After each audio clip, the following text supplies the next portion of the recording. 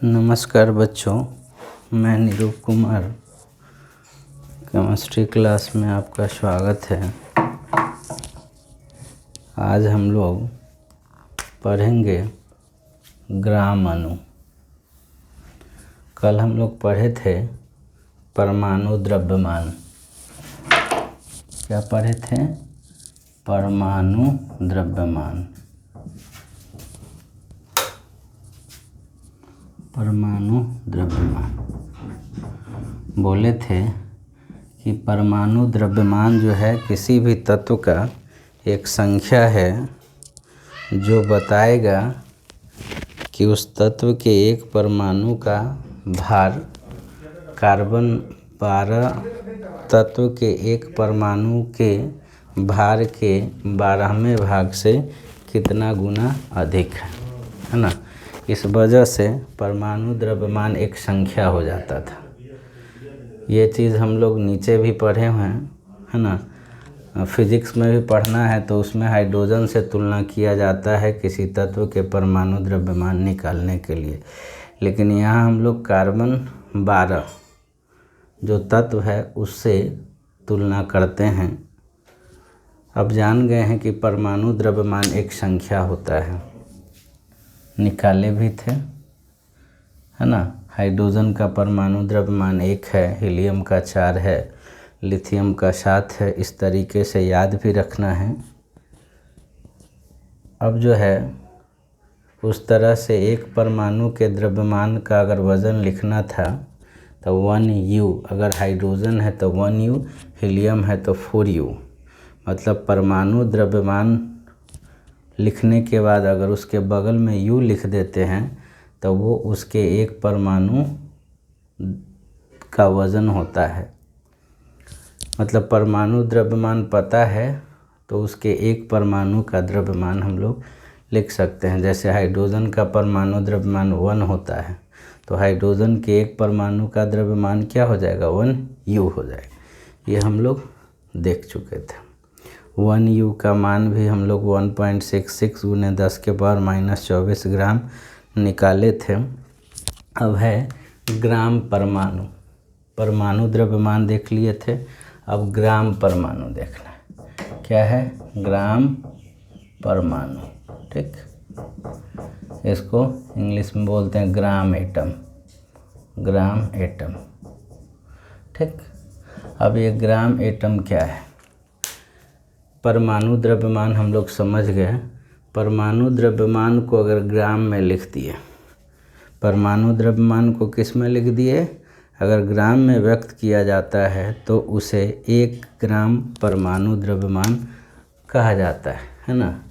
मतलब परमाणु द्रव्यमान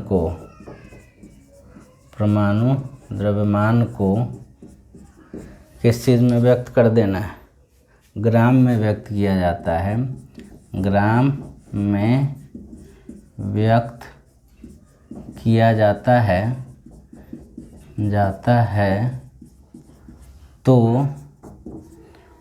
उसे एक ग्राम परमाणु ऐसे लिख देते, 1 ग्राम परमाणु, 1 ग्राम परमाणु कहा जाता है। मतलब परमाणु द्रव्यमान को किस में लिख देना है? ग्राम में। तब उसको हम लोग 1 ग्राम परमाणु या 1 ग्राम एटम, 1 ग्राम एटम। ध्यान रखना ग्राम और एटम के बीच में डैश का साइन देना, है ना। ठीक है। जैसे हाइड्रोजन का परमाणु द्रव्यमान 1 होता है। ठीक है, हाइड्रोजन का परमाणु द्रव्यमान 1 होता है और इसी को ग्राम में लिख दिए। उसी को किस में लिख दिए? ग्राम में। तो जैसे 1 ग्राम परमाणु, 1 ग्राम परमाणु हाइड्रोजन।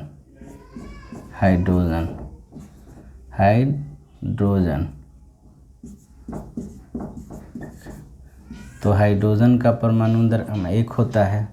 कहा गया कि ग्राम परमाणु का मतलब है परमाणु द्रव्यमान को किस में लिख दिए, ग्राम में लिख दिए।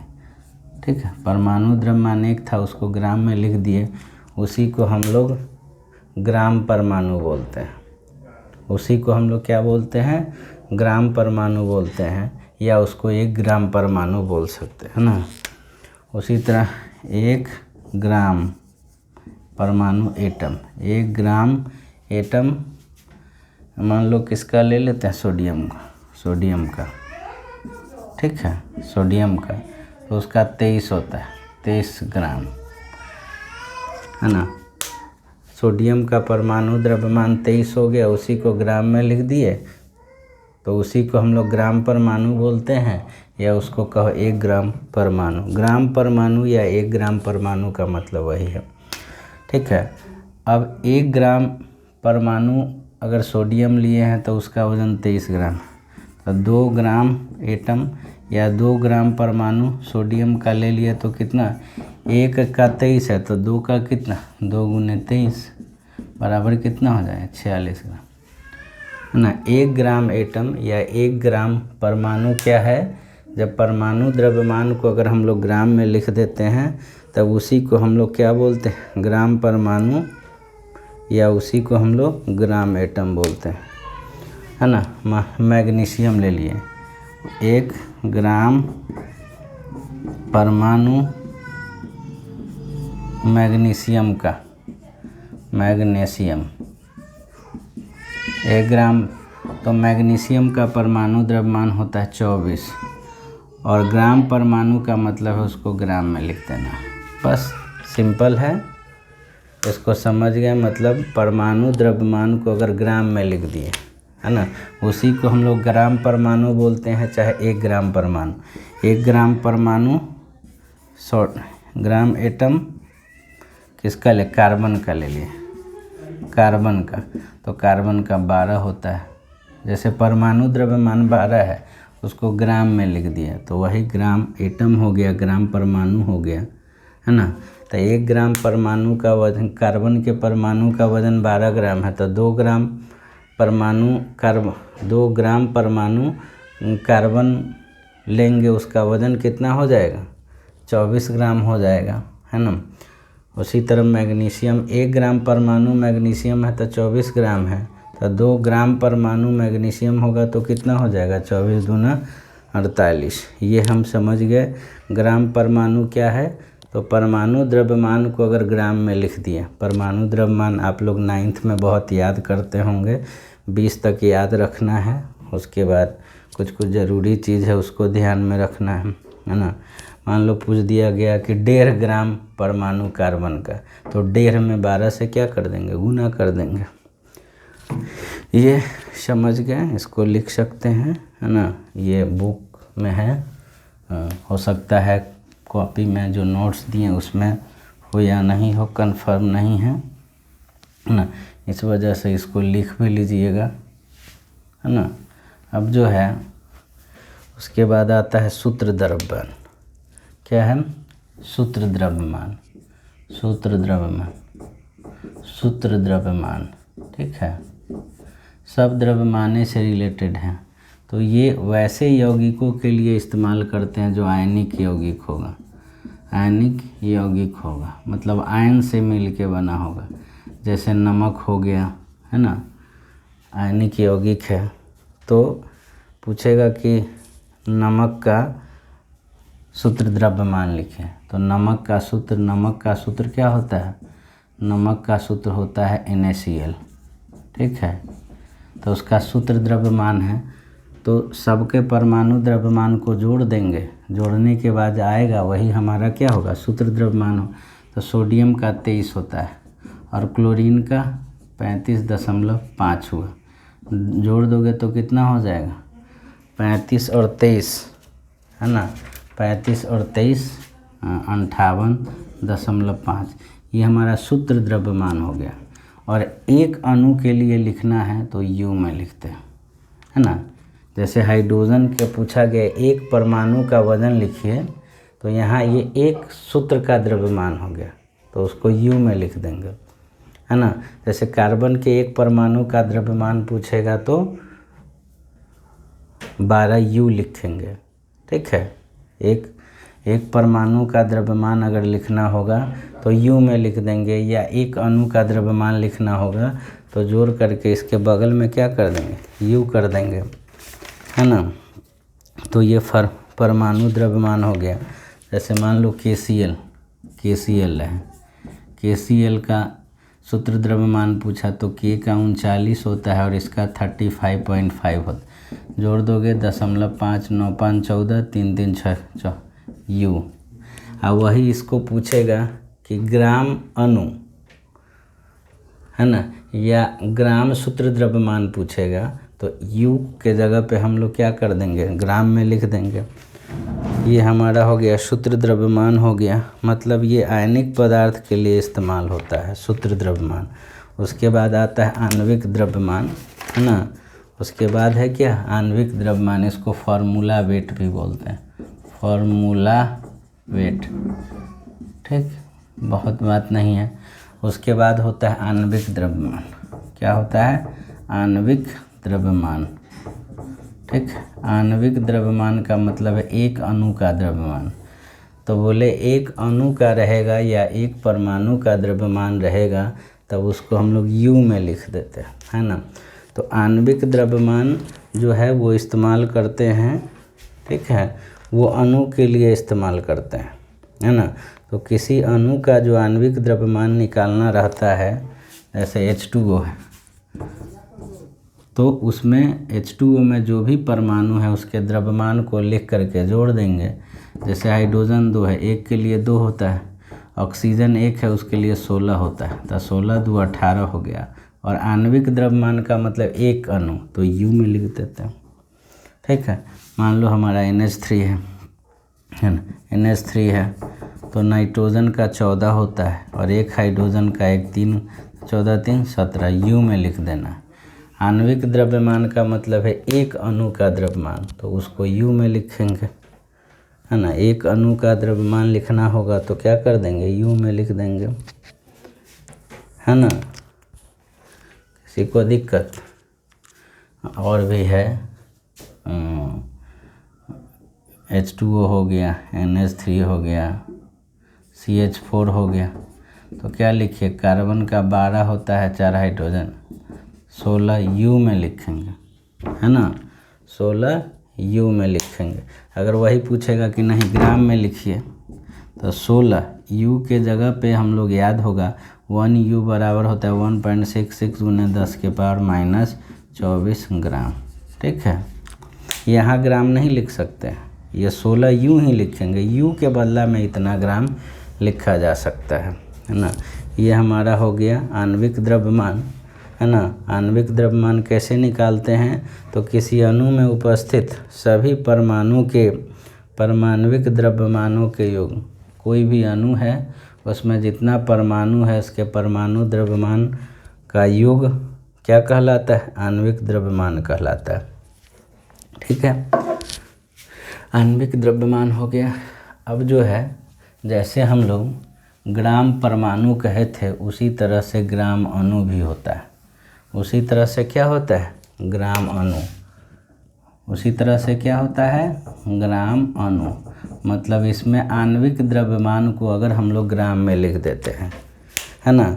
जब आणविक द्रव्यमान ग्राम में व्यक्त किया जाता है तो उसे ग्राम अणु कहा जाता है ना। जब आणविक द्रव्यमान को ग्राम में व्यक्त किया जाता है, ग्राम में व्यक्त किया जाता है तो 1 ग्राम अणु कहलाता है या ग्राम अणु कहलाता है, ग्राम अणु चाहे 1 ग्राम अणु कहलाता है। और ध्यान रखना है ग्राम और अणु के बीच में डैश होना चाहिए, है ना। जैसे हमने ले लिया, है ना। अब लिखना है जैसे H2O का आणविक द्रव्यमान कितना है, आणविक द्रव्यमान 16 2 18। और वही ग्राम अणु कहेगा 1 ग्राम अणु, 1 ग्राम अणु H2O का बराबर 2 और 16 18 ग्राम। इसको ग्राम में लिखेंगे। आणविक द्रव्यमान सीधे रहे तो U में लिखेंगे, और 1 ग्राम अणु रहेगा जिसको ग्राम अणु कह दिए। वो परमाणु था इसलिए ग्राम परमाणु, ये अणु है तो ग्राम अणु हो गया।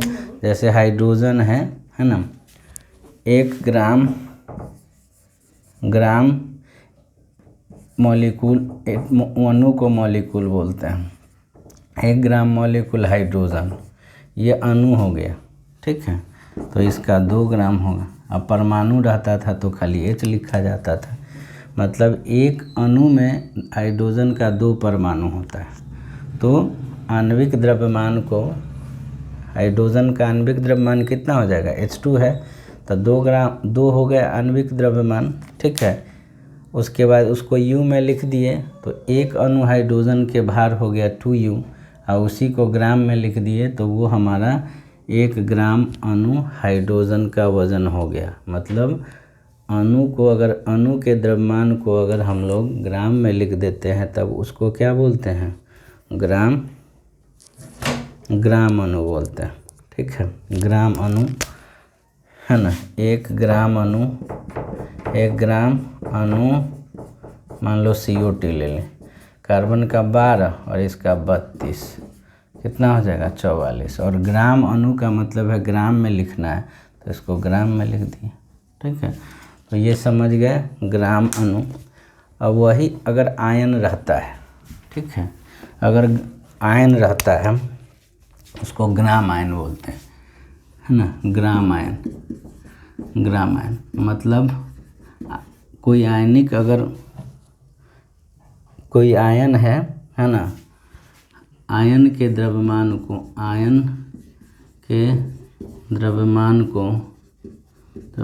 को ग्राम में व्यक्त किया जाता है, ग्राम में व्यक्त किया जाता है तो इसे 1 ग्राम आयन, इसको लिख दो 1 ग्राम आयन कहलाता है, ठीक है। अब 1 ग्राम, जैसे सोडियम प्लस आयन है, ठीक है, तो इसको हम लोग लिख सकते 1 ग्राम आयन सोडियम हो गया तो 23 ग्राम। सोडियम का 23 होता है ना, आयन होने से उसका वजन में कोई फ़र्क नहीं पड़ता है ना। 1 ग्राम आयन, SO4 2- लिए सल्फट, तो सल्फर का 32 होता है, 1 ऑक्सीजन का 16 तो 4 है, तो 16 चौका 64, तो 4 2 6, 6 3 96 ग्राम, ठीक है। अगर 1 ग्राम आयन कार्बोनेट ले लिए, CO3 2- कार्बन का 12 और 1 ऑक्सीजन का 16 या 48, 3 है ना, 8 2 10, 60 ग्राम हो जाएगा ये, ठीक है। इसमें कोई दिक्कत नहीं होना चाहिए। उसके बाद हम लोग कुछ एक सवाल हम लोग देख लेते हैं, है ना। देखे थे 9th नंबर सवाल है ना, जो दीर्घ उत्तरीय प्रश्न है उसका जो 9th नंबर सवाल है उसको हम लोग देख लेते हैं, ठीक है। इसको उतार लीजिएगा स्क्रीनशॉट ले करके,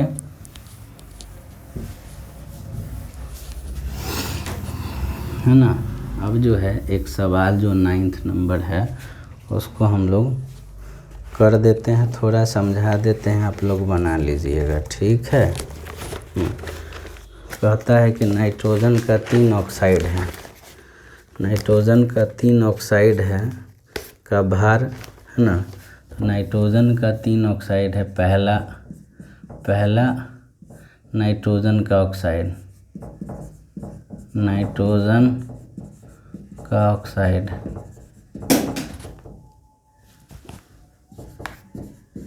ऑक्साइड जो है उसका वज़न दिया है 1.57 ग्राम।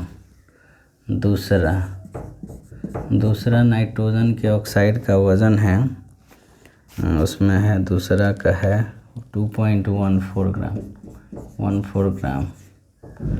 और तीसरा जो है 3.28 ग्राम। मतलब ये नाइट्रोजन ऑक्साइड का मतलब इसमें नाइट्रोजन भी होगा और ऑक्सीजन भी होगा। मान लो NX है और ऑक्सीजन Y है, यही ना हो सकता है। तो इसमें नाइट्रोजन ऑक्साइड मतलब इसमें नाइट्रोजन ऑक्सीजन का वज़न है ना।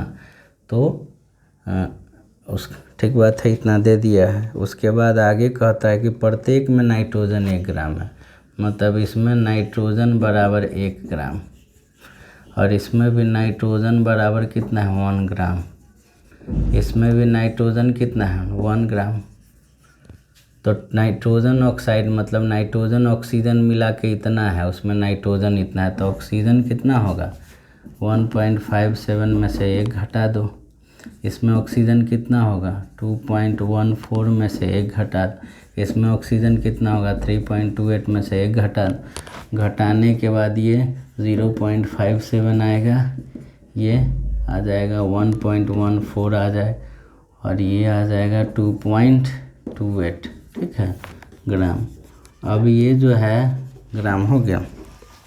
अब आगे कहता है 1 ग्राम। इन आंकड़ों के रासायनिक किस नियम की पुष्टि करता है। याद होगा हम बताए थे कि 2 तत्व संयोग करके 2 या 2 से अधिक यौगिक का निर्माण करता है, उसमें एक तत्व के भार को निश्चित कर देना है। दे दिया है कि नाइट्रोजन का भार क्या है निश्चित। तो जो अन्य तत्व है उसका जो अनुपात है, जो भिन्न जो एक के भार को निश्चित कर दिए, तो दूसरा तत्व जो भार है उसके अनुपात हमको सरल होना चाहिए। तो तीनों में ऑक्सीजन का अनुपात है ना। देखोगे पहला 0.57 है, दूसरा 1.14 है और तीसरा क्या है 2.28। देख सकते हो 0.57 से सब में डिवाइड कर देते हैं, आसान होगा कि कम से ये तो कट जाएगा। 1 है करोगे तो शायद ये 2 आएगा और ये हमको लगता है 4 बार में। तो सरल अनुपात हो गया। तो इस वजह से ये गुणित अनुपात के नियम को पालन करेगा, ठीक है। ये हो जाएगा 2 बार, 7 दूना 14, 5 दूना, ठीक है। 4, 7 चौक 28, 7 4 5 24 2, ठीक है, सरल अनुपात है। इसको आप लोग बनाइएगा और सवाल है आगे भी बनाइएगा, ठीक है। धन्यवाद।